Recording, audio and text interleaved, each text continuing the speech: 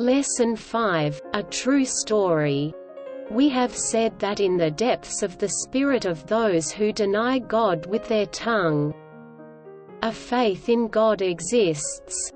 There is no doubt that victories and successes, especially for individuals with few possibilities, develop pride, and this very pride becomes the source for forgetfulness, to the point where often a person even forgets his or her own opinions. But the moment that a storm of difficulties throws their life into chaos and the strong wind of difficulties attacks that person from all sides, the curtains of pride and selfishness moves away from their eyes and divinely created nature and monotheism, the belief that God is one, appears. History gives many examples of individuals who were like this, whose lives were full of deceit. There was a minister who was very strong and powerful in his age.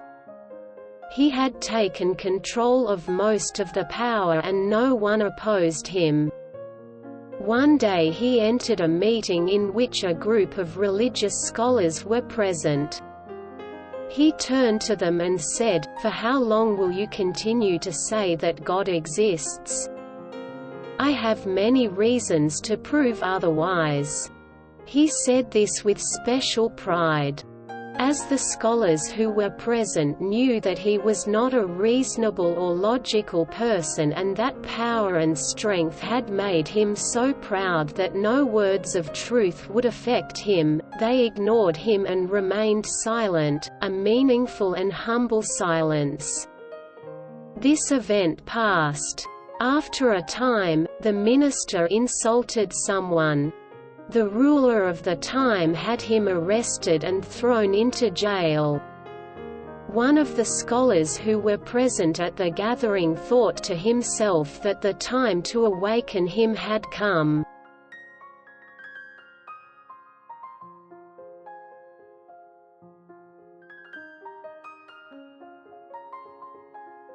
Now that he has gotten off the horse of pride and the curtain of self-interest has moved away from his eyes, and the sense of accepting the truth was awakened in him.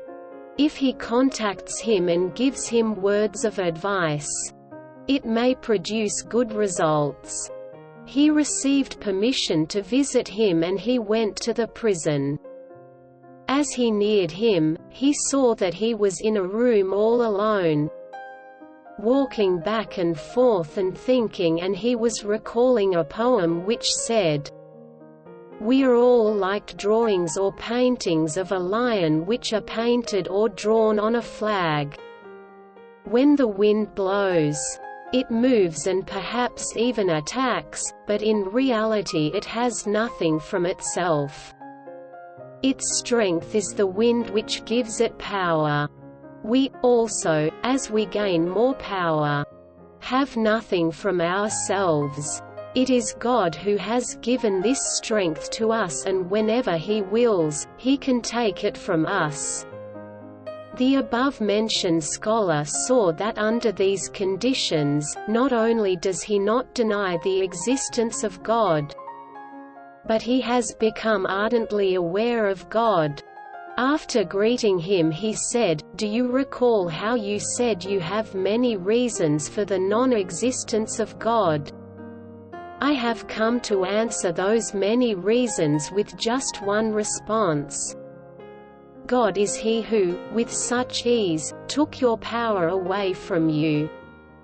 He hung his head in shame and did not answer because he knew that he had been wrong, and he saw the light of God within himself.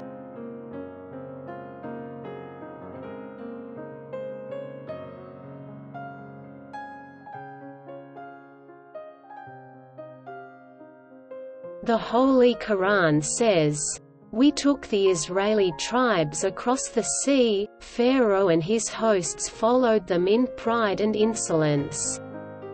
At length, when overwhelmed with the flood, he said, 'I believe that there is no God except Him whom the Israeli tribes believe in.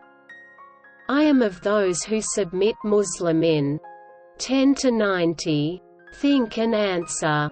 L. Describe the consequences of the true story in several lines. 2. Why are the Israeli tribe called Israeli tribe? 3. Who was Pharaoh? Where did he live? What claims did he make? End of Lesson 5.